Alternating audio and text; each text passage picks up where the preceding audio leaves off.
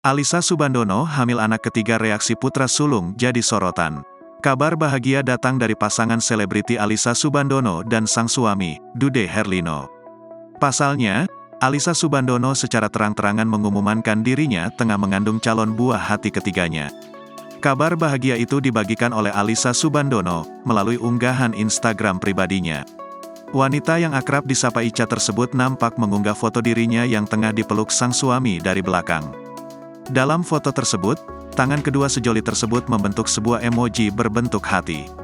Sementara dalam caption unggahannya, ibu dua anak itu hanya mengucap rasa syukur kepada Sang Pencipta. Wanita berusia 31 tahun tersebut juga mengunggah sebuah video haru.